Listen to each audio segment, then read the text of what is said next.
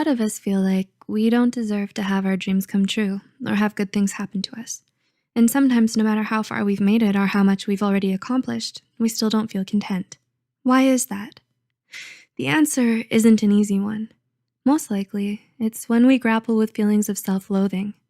Self-loathing is defined as hatred for oneself that often manifests as anger, self-sabotage, a negative view of oneself, and low self-esteem.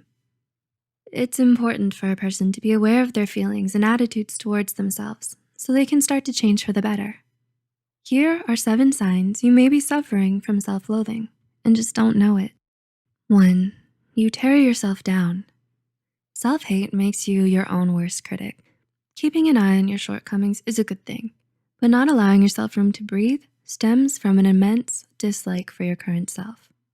You think extremely harsh things about yourself and indulge in self-pity a lot, so much that tearing yourself down has become a daily habit for you. Everyone makes mistakes, but you're so hard on yourself that you can't forgive yourself when you mess up. You're quick to blame yourself whenever something goes wrong, even if it's not your fault.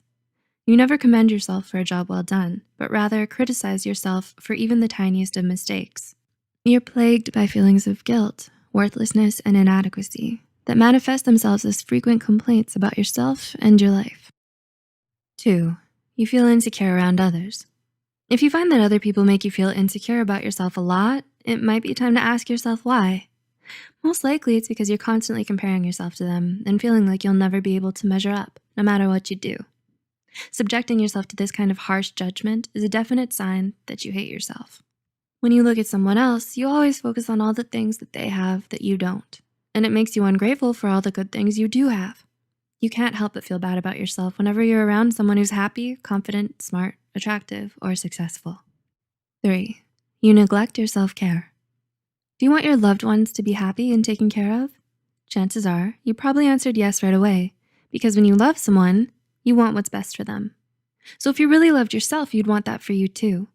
This is why neglecting your self-care is a form of self-hatred. You don't sleep well, you're not eating right, you don't exercise, you don't try to look nice for yourself, and you don't do things that make you happy. It's not that you don't have the time or can't be bothered enough. It's more about refusing yourself the pampering because of a deep-seated grudge with yourself. Since your insides are at war with you, it only seems right to let yourself show it outwardly as well. So when you look in the mirror, all you see is a haggard reflection, unworthy of love, and that's how you like it. 4. You don't let yourself be happy. You're a pessimist who's quick at finding the negative aspect in every situation. You're wary of compliments or praise because it seems mocking. You don't see yourself in a positive light and refuse to believe what others say. However, you do take their criticism to heart because it reinforces your view of yourself. You're not comfortable letting other people help, as you believe your troubles are yours alone and you deserve them. You find it hard to feel good about yourself. And this is what sucks all the joy out of your life. You resent the way you are and deprive yourself from anything, even remotely akin to delight. These are just a few of the ways that you deny yourself happiness, perhaps even unknowingly, as you fester in your own self-hatred. 5. You isolate yourself from others. You struggle to maintain relationships with others because you feel like you don't deserve their love. Often you feel their attention and love is a burden for you. You don't consider yourself good enough to remain in the circle. Since you have a low concept of your own self, you feel like they're judging you as well. It may look like they're doing you a favor by including you, so you stay back because you think they're better off without you. You feel guilty for hanging out with them because you believe your presence is an intrusion upon them and you're holding them back. Your inability to love yourself makes you unwilling to accept love from others as well. As a result, you isolate yourself to refrain from inconveniencing others with your presence. 6. You put on a facade for others. You're one way when you're by yourself, and then another when you're around other people. You wear a mask and don't let other people see the real you because you hate who you are. You try so hard to fit in and be liked by everyone, and you constantly wish that you were someone else. You feel ashamed of your true self, and you think that no one will ever be able to accept you, so you'd rather pretend to be someone you're not. And 7, you're afraid to dream big. Having ambition and dreaming something big for yourself scares you.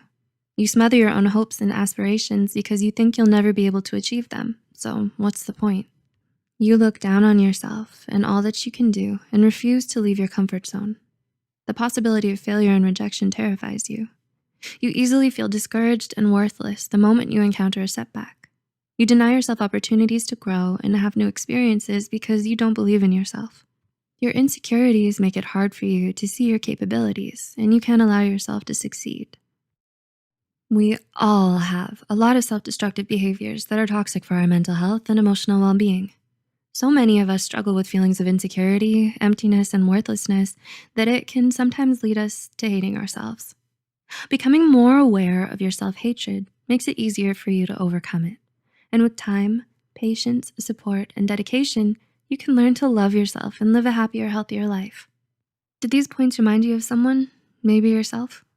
Can you now see where such behavior stems from and why?